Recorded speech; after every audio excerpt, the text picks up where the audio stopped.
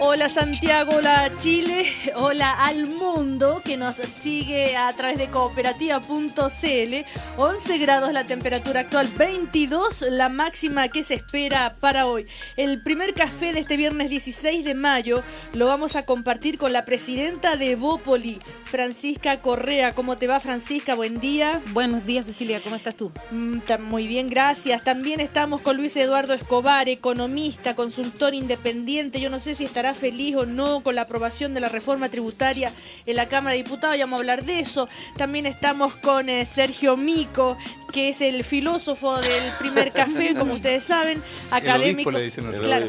Oye, ¿cuándo vas a traer de nuevo algún... alguna se me olvidó, sí. Mickey Ayer. Tú sabes que Francisca, él viene con la figura, su gurú de turno. con su gurú de turno. Ah, ¿no? sí, ¿sabes qué Sí, trae a Platón, trae así con, ¿cómo se dice? Una estatuilla. Una Busto. estatuilla, gracias. No, así, perdona, ya se me olvidó. Federico Llanón me regaló a Mick Jagger un busto. sí, también. Y esta semana se cumplieron 49 años Años. de no alcanzo la satisfacción. I can get no satisfaction. ¿Por qué no la pones? Porque sabes que es muy Claro. importante a los tiempos de hoy día, porque yo no ¿Por tenía qué? idea. A ver. ¿Sabes por qué? Porque Keith Richards era una banda muy pequeña que fueron a Estados Unidos, se encontró con toda la sociedad de consumo, que para unos ingleses del año 64... Que habían tenido racionamiento hasta pocos años antes. Eso es. Claro. Entonces le llamó la impresión. Le llamó la atención. La atención. Y le impresionó. Y le impresionó toda esta voluntad de consumir y de consumir, pero que se satisfacía un deseo y se crea otro. Entonces, satisfacción no se alcanzaba nunca.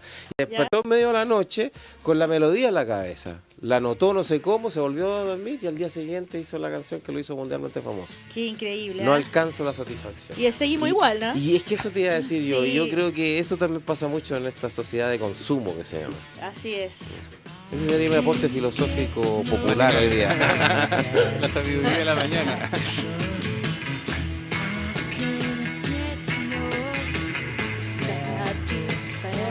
Muy bien. Bueno, Y lo trato y no lo alcanzo. no, vamos a hablar de Claro. qué es lo que está buscando la gente Eso. cuando busca satisfacción, ¿eh? Y que no lo alcanzo. Y no la alcanza. Bueno, yo no sé, el día que la alcancemos totalmente, tal vez se termina el sentido de la vida, ¿no? Pero Por bueno, cierto. ay, que estamos filósofos. No es Ya, lo que dicen- también nos no es eso acompa- lo que dicen los orientales. Claro, A ver, ¿qué los dicen los budistas orientales? dicen, Los claro. budistas dicen que el estado de satisfacción es un estado interno y es una cosa que no requiere no requiere mayor consumo, de hecho. No, claro, pero yo hablaba de la satisfacción, como sea, con, Sí. con bienes o sin bienes, No, pero pero... es que Marcos Concha, que es un gran Sí. budista, estuvimos Sí. hablando acá, que nos ayuda todos los días, es que Buda llegó a la conclusión que somos infelices porque no satisfacemos nuestros deseos. Y la solución no es estar buscando satisfacer los deseos, sino que suprimir los deseos. ¿Te das cuenta? Tómate Entonces esa es el mandarina. nirvana. Y eso, claro, para los occidentales... ¿Cómo lo atroz, vamos a eso. suprimir? ¿Ah? ¿Cómo lo No, vamos a pero suprimir? bueno, Buda, bueno, los deseos Eso es todo, desordenados. pero mucho- Los deseos desordenados puede Los ser. ordenados también, diría yo, pero bueno. Oigan, también nos acompaña la Universidad Alberto Hurtado como todos los días. El valor del pensamiento nos ayuda a mirar el presente con la sabiduría del pasado. Qué frase, ¿eh? También filosófica. Bueno, Sí, está muy la buena. reflexión es el objetivo de determinismo, responsabilidad y acción en el estoicismo. Muy bien eso es. Ya va, Sergio Yo lo voy a Mico se explicar eso, lo va a sí, explicar. sí, ¿ah? sí, sí. Cuarta jornada de actualización para profesores y público general a cargo de Marcelo Boeri, que se realizará mañana a partir de las 10 de la mañana en la Universidad Alberto Hurtado. Cambia el mundo, Universidad Alberto Hurtado. A ver, voy a repetir la frase, Sí, Sergio muy bien. Mico, para que usted la interprete, se explaye. Determinismo, responsabilidad y acción en el estoicismo. Claro, lo que pasa, yo más que determinismo, yo creo que es determinación. Los estoicos lo que afirmaban es que uno tiene que distinguir entre aquellas cosas que dependen de uno de las que no dependen de uno. Y uno se tenía que preocupar de las que dependen de uno. Entonces, y ahí está la decisión, la determinación. Y la otra cosa que es muy hermosa que nos enseñaban para ser felices es que uno no controla lo que le ocurre en la vida, pero sí las impresiones que le producen en uno mismo esas cosas de la vida. Y por ejemplo, ellos ponían el ejemplo, si tú insultas a una piedra, la piedra no se va a enojar. Tú no controlas que una persona te insulte o no te insulta, normalmente, pero si tú puedes controlar ¿cómo vas a reaccionar frente al insulto? ¿Cómo vas a Entonces, los estoicos decían que la libertad, más que la libertad hoy día de los occidentales, de poder ir de una parte a otra, de consumir esto o lo otro, la libertad era una libertad interior, de controlar tus estados de ánimo. Hermoso, ¿no? Hermosísimo. Ya, eso también yo creo que nos puede servir a esta Eso agitación, cercano, sobre todo lo que estamos dedicados a la economía y a la política. Sí, pero de alguna manera es cercano al budismo. Eso es claro. En los filósofos antiguos había mucho más ligazón entre las líneas de pensamiento. Bueno, los griegos son justamente la puerta entre Europa y Asia, entonces sin duda alguna. Y también en el cristianismo hay rasgos de budismo, eso de los lirios del campo, etcétera, que el día de mañana ya se preocupará el día de mañana por sí mismo. En fin. Oigan, ¿a quién le recomienda? ¿Puedo vulgarizar lo que dijo ¿Sí? Mico, no? ¿Qué? La versión chilena del estoicismo. Sí. Hay dos tipos de problemas. Muy bueno. Los que uno puede resolver y los que y por lo tanto no hay de qué preocuparse porque lo va a resolver. Y los que no se pueden resolver que tampoco tienes para qué preocuparte porque no se pueden resolver. Muy bien. Oigan, ¿a qué autoridades ustedes de este país les recomendarían ir a leer un poco de budismo? Chuta, que dura la pregunta. Sí, está difícil. Pues yo le diría a todos. Yo creo que a todos nos haría bien una cuota de reflexión. Es que sabes lo que terrible es que Sergio. la actividad política no respeta horarios, no respeta tranquilidad espiritual, ni tiempo para leer. Algunos datos nomás, yo recuerdo que en Estados Unidos los representantes de la Cámara de Representantes tenían 10 minutos al día para leer, pues Cecilia. 10 minutos al día y los otros son una reunión tras otra. Entonces es una cuestión, es muy, muy dura la vida política activa. Luis Eduardo, ¿tú qué dices? Ya, perdona, y hay otra cosa muy bella, estoy muy parlanchino, disculpa. Ya, dale. Y ahí uno vive alterado, A ver. porque sabes que la alteración es alter. Cuando uno no alter es el otro, entonces cuando uno vive alterado porque está todo el día pendiente de lo otro, de lo que está fuera de uno. Ya, ¿y quién está alterado? Y yo creo que todos en esta sociedad andamos alterados, y entre más tú eres miembro de la élite económica, política, ideológica, militar de un país, más alterados andas. Todo el día andas inquieto, saltando de un tema a otro, etcétera. O no sé si me estoy proyectando, puede ser también. Sí, yo creo. Me sacó las palabras de la boca. Pero sí. Oiga, ayer hubo una reunión muy importante. Antes, Luis Eduardo Escobar, que es el economista capo que tenemos. El economista residente. El economista residente, tema polémico. Francisca, ¿qué eres tú? Yo estudié arte y estética. Y además después hice un diplomado en gestión cultural. Después la vida me hizo dedicarme más a la educación. Bueno, yo fui presidenta de la Federación de Estudiantes de la Católica el año 96 y después trabajé en una universidad como directora de asuntos estudiantiles. Y ahí me fui yendo más hacia la educación que hacia lo artístico, pero mi formación es más cultural y es bien bonita porque me ha servido mucho en la vida. Donde todo puede ser, donde todo tiene una solución, donde la integración de las partes con el todo, donde el papel que nosotros tenemos, que es el formato, se puede romper. Entonces, la verdad es que la mirada integrada que me dio de la vida a la carrera la agradezco harto. Pero para dedicarse al arte hay que ser profesionalmente y dedicarse completamente, 100%. Entonces, al final, me quedo con la formación que tuve y admiro profundamente a todos los artistas. ¿Y para dedicarse a la política?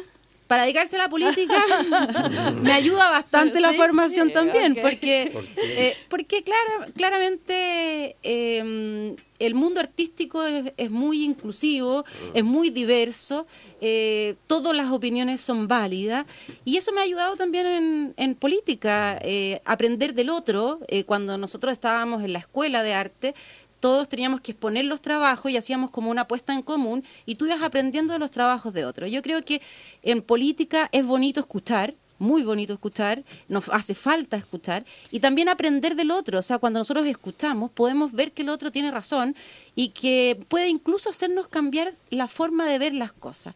Y bueno, y eso me parece que es notable, que nos hace falta, como tú dices, estamos alterados no solamente en el mundo político, sino que también en Santiago, en las calles, en los tacos, vivimos apurados. Francisca, esto del diálogo y de escuchar, y se ha escuchado mucho, perdón la redundancia, de parte de la oposición, porque dicen que les faltó que los escucharan esta reforma tributaria. Yo quería preguntarle rápidamente a Luis Eduardo Escobar, se aprobó en la Cámara de Diputados, va al Senado, ¿qué sensación te quedó? Mira, me quedó la sensación de que en la Cámara de Diputados y tal vez el gobierno en general está como muy apurado por cumplir plazos y creo que la discusión en serio de la reforma tributaria se va a dar en el Senado.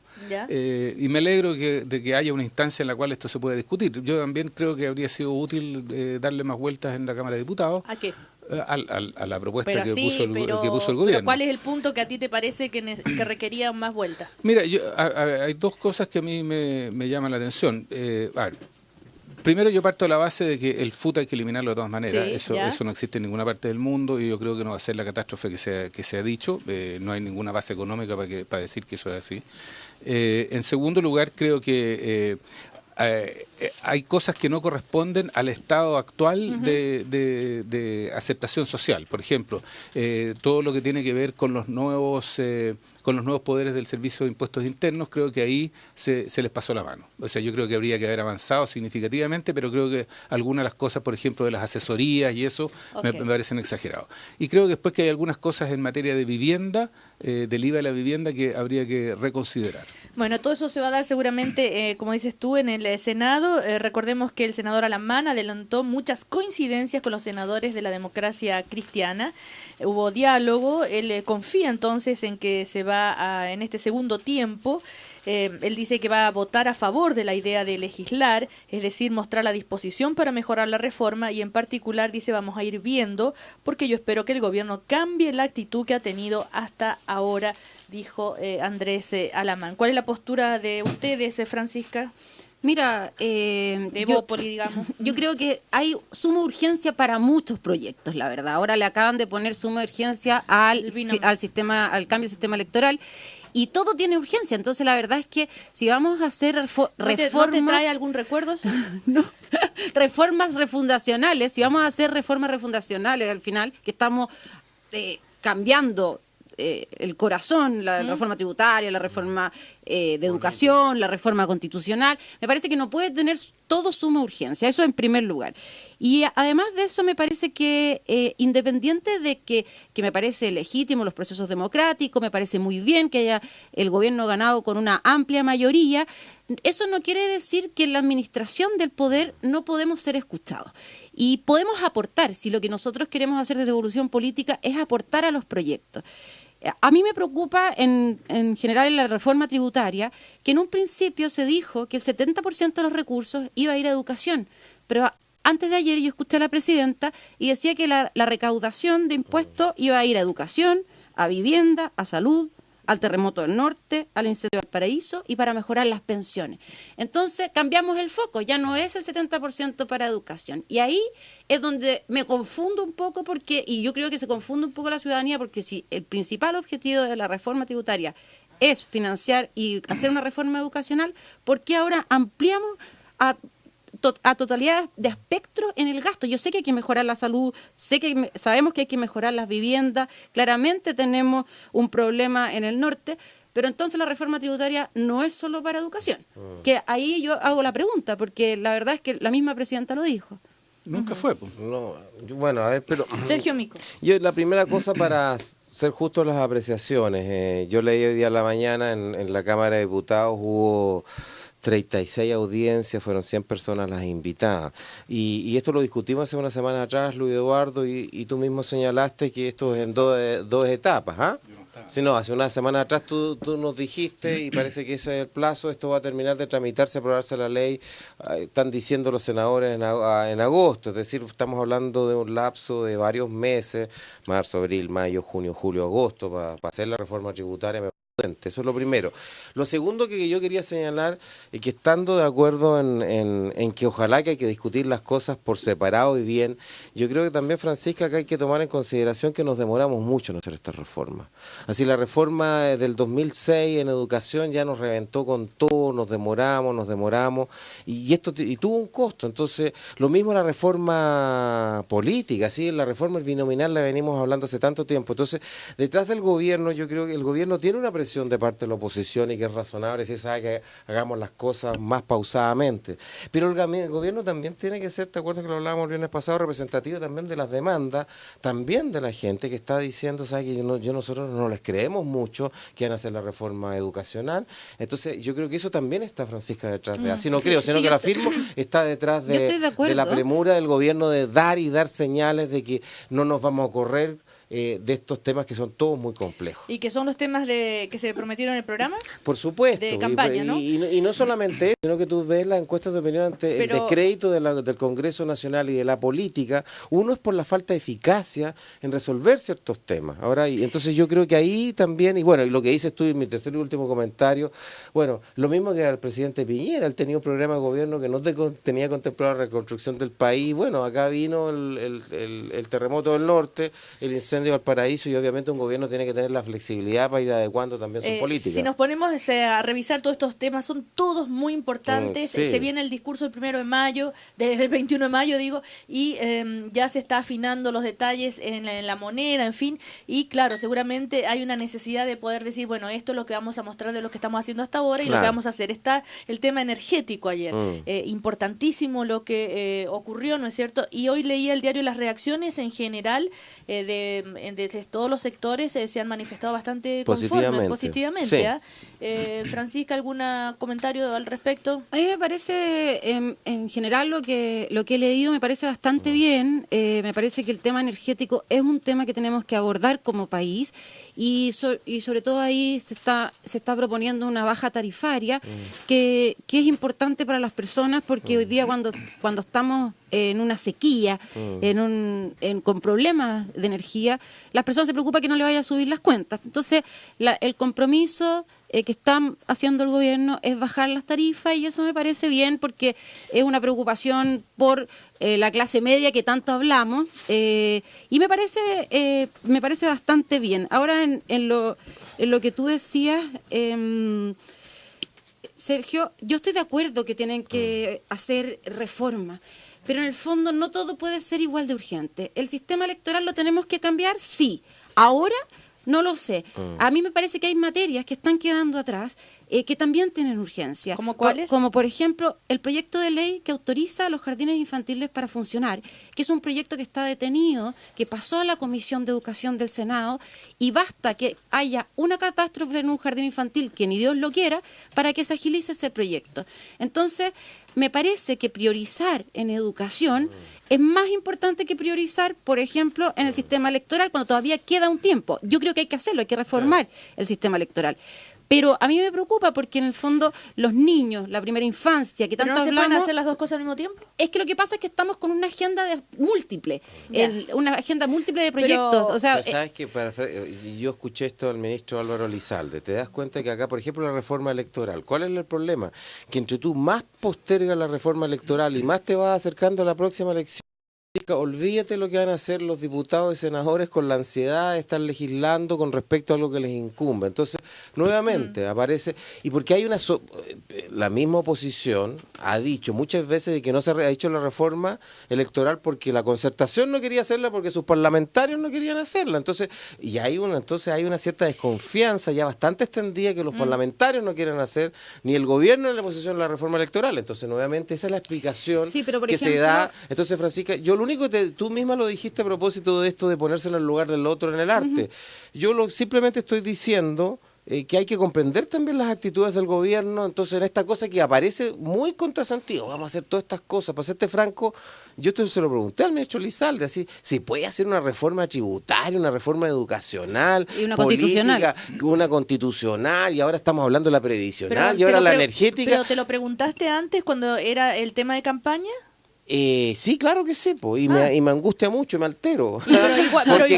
Pero hay que hacerlo, ¿no? Pero es que porque te insisto, porque yo ahí veo, a ver, no quiero ponerme dramático, pero en la historia de Chile hubo un ruido de sables porque el final de la República Parlamentaria se demoró tanto en sacar, ¿se acuerdan? El Código del Trabajo, aparecieron los diputados aumentándose la dieta, llegaron los militares al segundo piso del Congreso Nacional y se acabó la democracia. Entonces también hay una cuestión de premura. Sí, Luis Eduardo Escobar. A ver, yo creo que Francisca está exagerando. ¿Por qué estoy exagerando? Porque no estamos discutiendo todo al mismo tiempo. O sea, lo que estamos discutiendo, hay una secuencia. Entonces, ¿qué ocurre?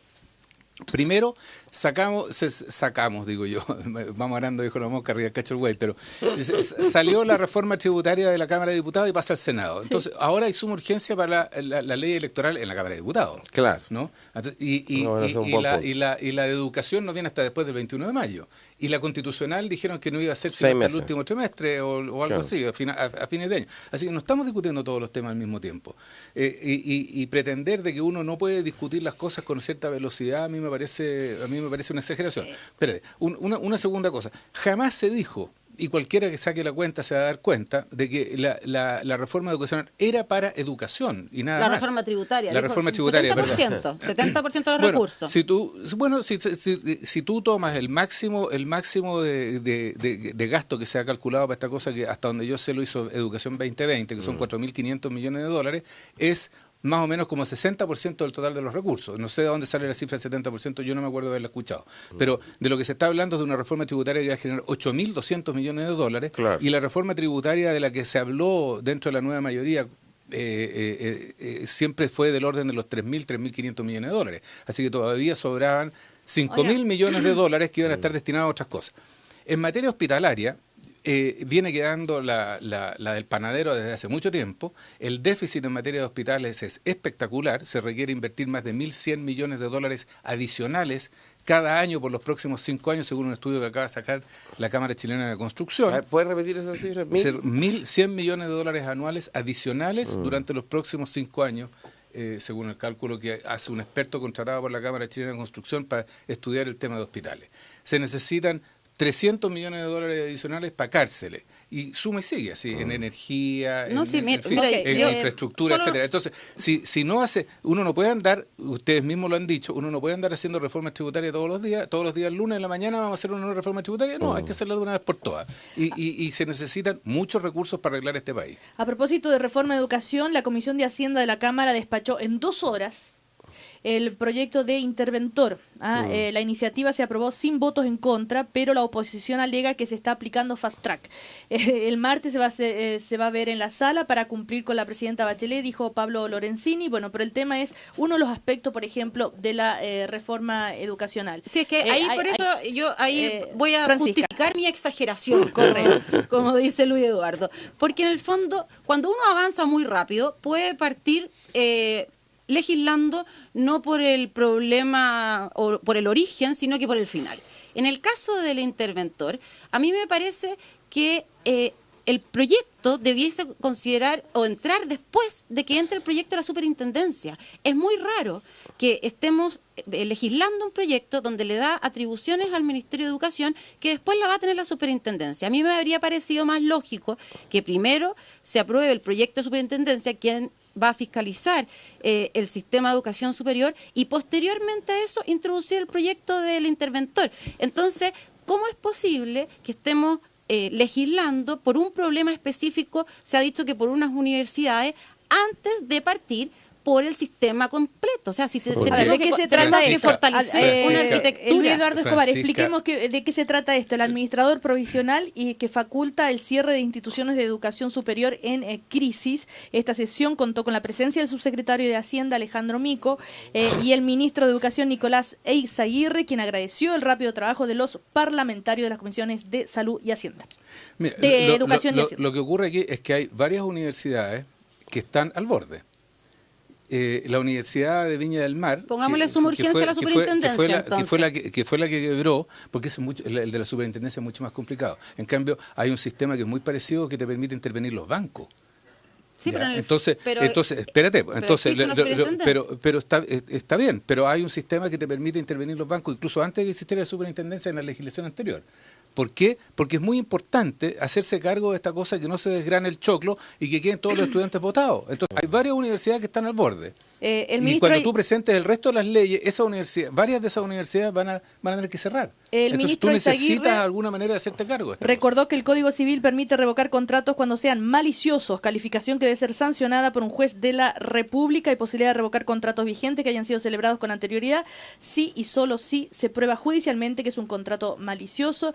Estoy dando algunos detalles de esto. Esa fue la modificación que le sugirió el rector de la UDP a Izaguirre. Exactamente. Esto, ¿por qué lo estamos comentando? Porque hay muchísimas familias cuyos hijos han estado años en universidades donde finalmente se han encontrado con problemas graves, han invertido dinero, tiempo, en fin, y no terminaron sus carreras, sus títulos no valen nada. Ahora, Francisca, o que los demoran 7 años. O sea, el caso de mi hija menor, por ejemplo, que estudió para ser intérprete, y resulta de que se eximió de todos los ramos de inglés porque ella era bilingüe, ya, y los tipos le fueron postergando y le hacían matricularse y le hicieron tomar cursos, le cambiaron la malla curricular, etcétera, y se demoró 6 años en una carrera de 4. ¿Qué universidad? No es una universidad, es un instituto profesional. Ya, ahí está.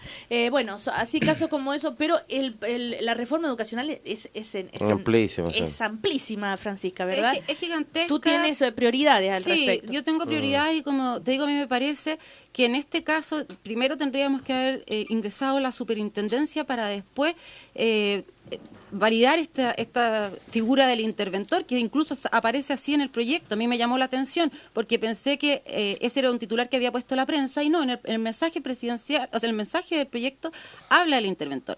Ahora, ¿cuáles son las prioridades? A mí me parece que las prioridades debieran ser en la educación inicial y antes de los 10 años. ¿Por qué? Porque es ahí donde se establecen las brechas de desigualdad. Los niños nacen todos iguales y está comprobado científicamente que el cerebro, una vez que nacen, se sigue conformando y se sigue estimulando.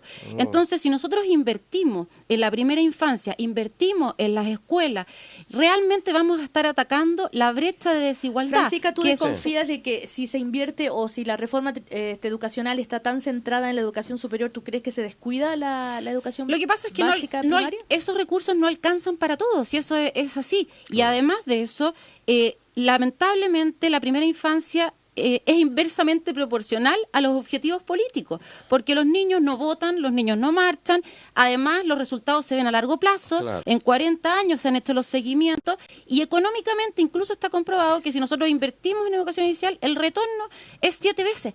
Entonces, a mí me preocupa, pues, en un principio, como vuelvo a decir, la gran cantidad de recursos iba a la educación. Y ahí estábamos pensando cuánta parte iba a educación superior, cuánta parte iba a educación inicial o educación escolar. Nosotros como Evolución Política tenemos la prioridad en los niños.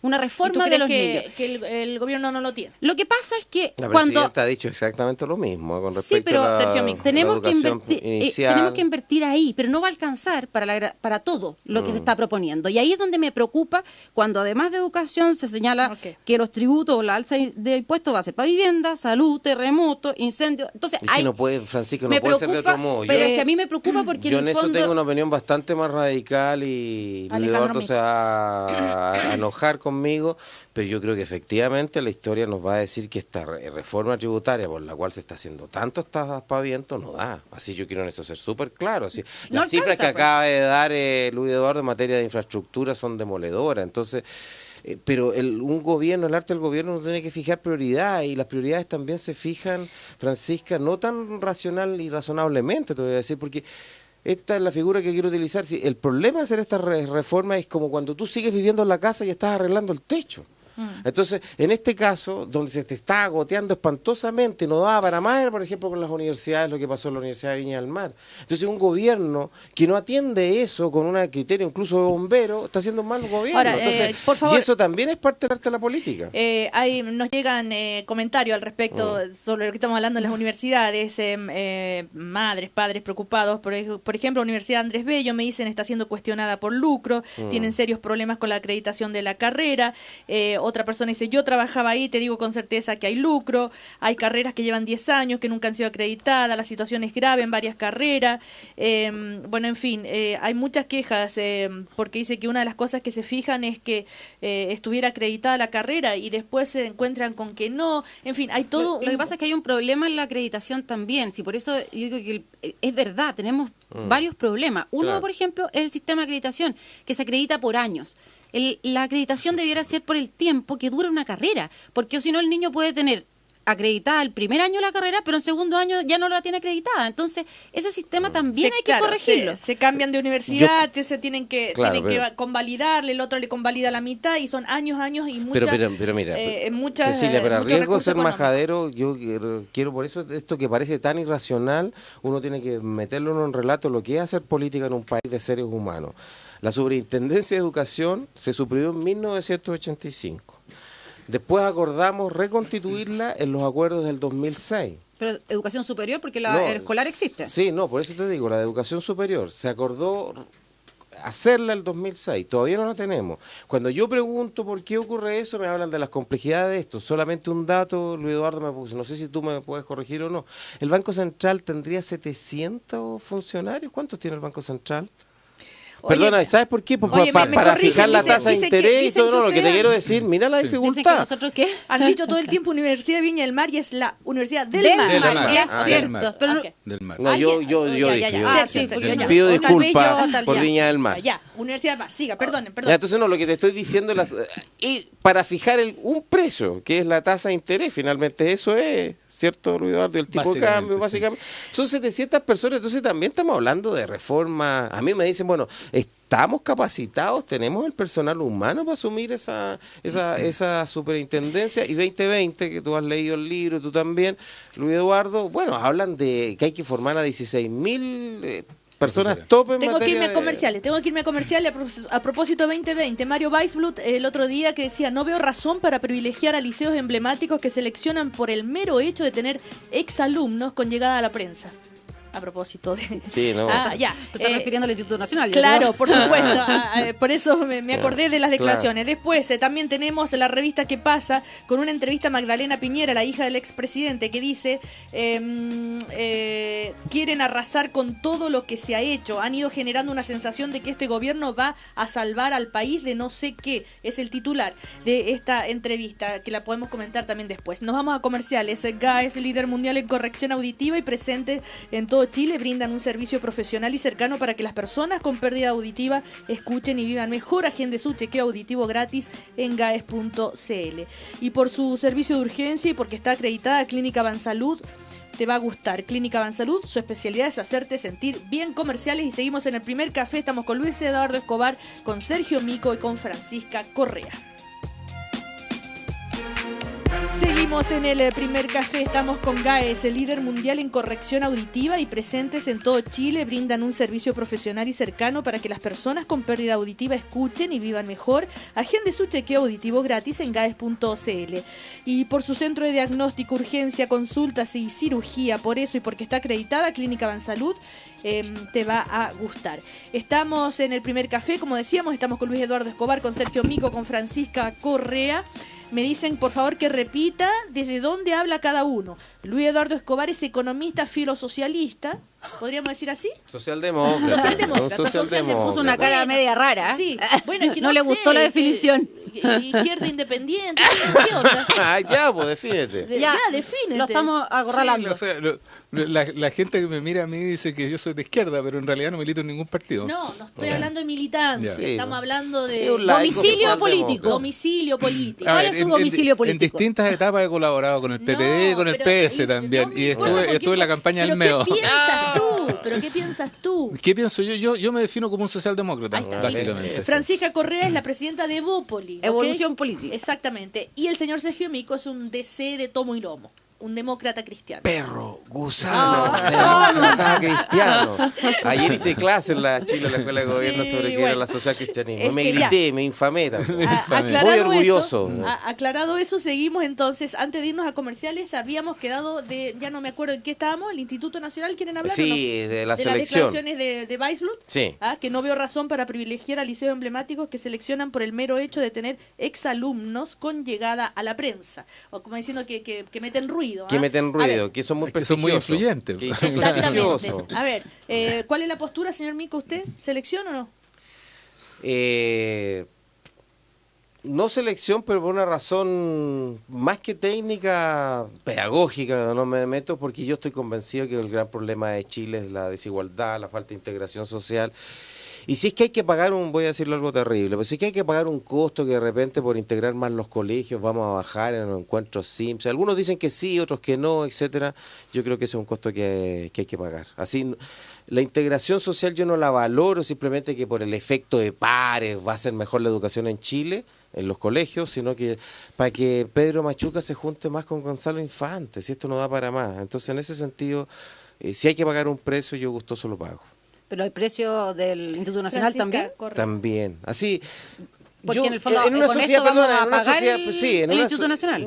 En una sociedad más igualitaria, Francisca, donde no estemos tan marcados, nuestra educación tan segregada por clase, yo podría debatir más el tema, porque entiendo que la evidencia empírica es más controversial, que hay gente que dice, mira, se han integrado más, por ejemplo, en Suecia, con las terceras generaciones de origen musulmán, y eso bajó los promedios de evaluación. Puede ser, sí, pero lo que yo digo es pero que... los promedios no son lo que importan, incluso la selección...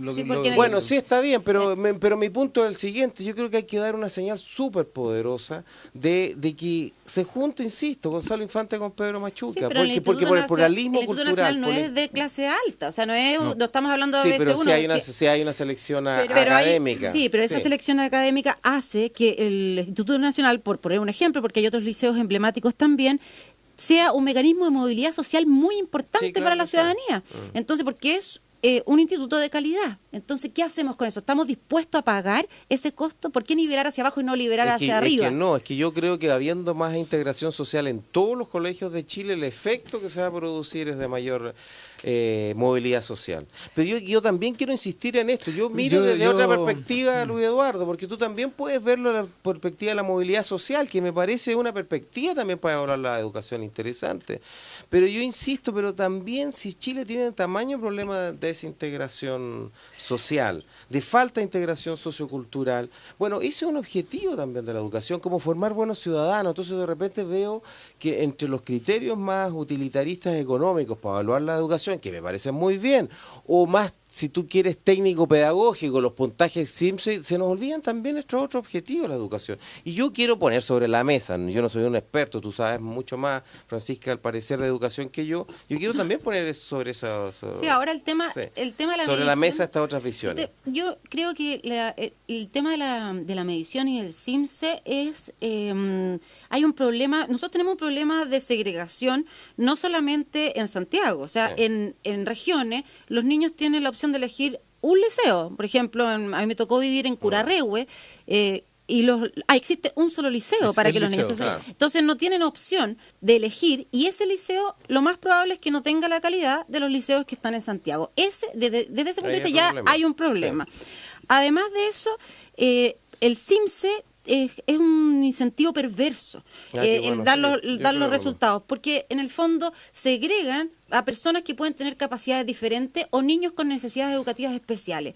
Un colegio, y esto es transversal a todo nivel socioeconómico, no quiere recibir a un niño que tiene dificultades de aprendizaje o no quiere recibir a un niño que tiene necesidades educativas especiales, porque si lo recibe le va a bajar el CIMSE y en el fondo va a quedar en menor calidad. Si tenemos un grupo de inclusión o los colegios que tienen un proyecto de inclusión deciden sacrificar esto. Ahora, esto no es valorado por la sociedad. Nosotros creemos que tienen que ser aceptados los niños, porque también se necesita que ellos estén incluidos en la sociedad.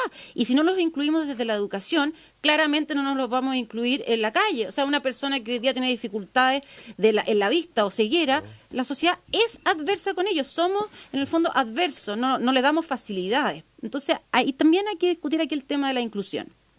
A ver, yo siento de que es gran parte de eso que tú acabas de plantear al final, Francisca, tiene que ver justamente, es la justificación para que exista una buena educación pública, gratuita y accesible a todos. Ahora, parte del problema que yo veo es que cuando uno mira alrededor del mundo, y entonces habla, por ejemplo, de que vamos todos al mismo colegio, lo que ocurre, salvo en los países nórdicos donde hay mucho más integración urbana, pero lo que ocurre en países como Estados Unidos o lo que ocurre en Francia es que la gente de los barrios ricos va al colegio que le toca en el barrio. Entonces básicamente se junta con gente de su mismo grupo socioeconómico. Y aquí en Chile, en Santiago y en provincia, tenemos alta segregación, salvo en los pueblos muy chicos, claro, donde hay el único liceo. Hay uno. ¿No? Es el único. Entonces ahí se junta el hijo del dueño del campo con el hijo del gaffiter, ¿no? Ahí sí, pero en nuestras ciudades grandes es un problema serio esto de la integración, porque si tú mejoras la calidad de las escuelas públicas en los barrios pobres y también en los barrios ricos, ojalá que esta mezcla de alumnos no se da, se va a dar, ¿no? Entonces este efecto par no va a operar en el Gran Santiago, ni va a operar en el Gran Concepción, etcétera. Entonces ahí hay un lío que yo no sé cómo se resuelve, digamos. Bueno, yo no soy experto en educación, pero me llama la atención de que se hable tanto de eso. Yo dejaría la eliminación de la selección para etapas posteriores, una vez que uno ha mejorado, la calidad de la base. Sí, no, pero perdona, eso va a ser por definición. Porque ¿cómo vas a hacer tú con la gente que viene de Pudahuel y que viene a los colegios de Providencia? Ya no hay selección hasta sexto básico. No, yo sé, ahí no puede haber. Claro, ahí yo estoy de acuerdo. Y también el director general de Educación del Ministerio aclaró, obviamente, que esto es un proceso muy largo, que por definición, porque se parte de los cursos más abajo. Lo que plantea Luis Eduardo es muy importante y para ver todas las complejidades de este asunto. Entonces hoy día viene vía Sergio Galilea, el subsecretario de Obras Públicas, Luis Eduardo Bedechani, presidente de una convención de cómo se ataca el tema de la segregación espacial en Chile, porque lo que dices tú, Luis Eduardo, porque al final tú puedes tener un colegio integrado en una comuna, pero al final si todos de la comuna son más o menos iguales socioeconómicamente, el colegio va a reproducir también las desigualdades. Así es de grande la complejidad. Viene planteado un tema para que veamos qué es hacer lo que hacen otros países, de obligar a las grandes urbanizaciones, de que tú tienes que tener un cierto porcentaje también dentro del edificio de personas que vienen de sectores sociales.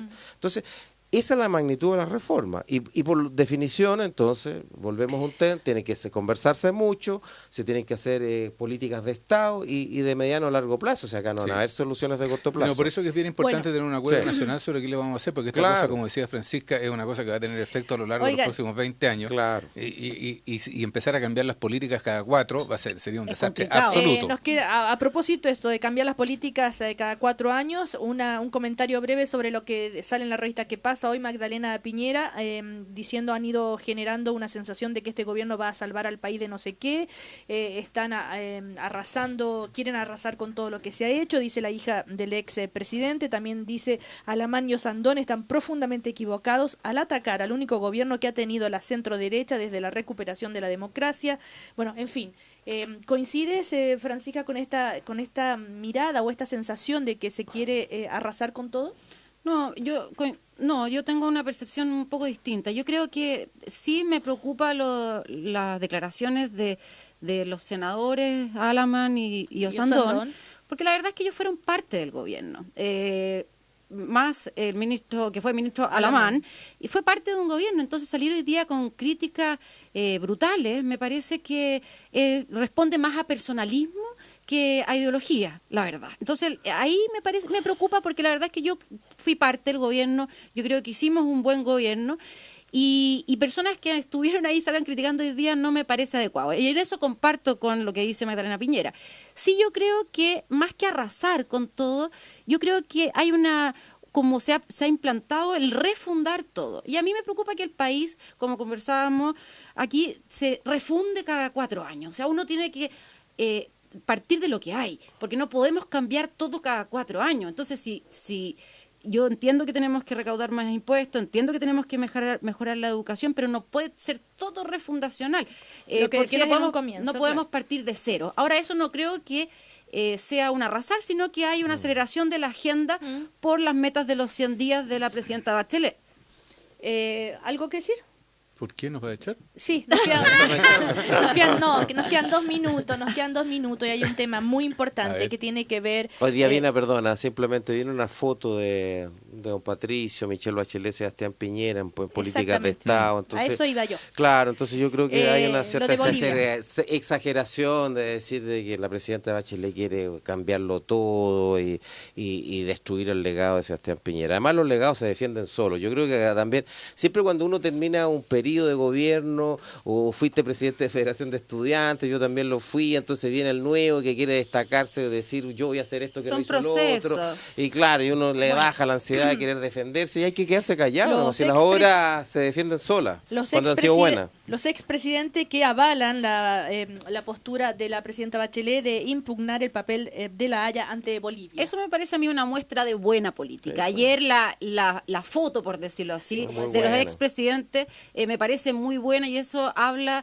de una forma de hacer buena política. Y eso yo felicito a ella, a la presidenta, que haya mantenido esto, y yo creo que ella tiene un carisma y una forma de hacer política que a veces no todos la acompañan en eso, si eso es como más que nada mi preocupación. Ahora, en materia de política exterior siempre se ha comportado Chile como una política de Estado, ¿no? Donde están en general pero podría todos, no haberlo hecho. Y lo hizo y me parece muy bien. Y el esfuerzo del presidente Elwin, que uno lo ve ahí estoico, es pero notable.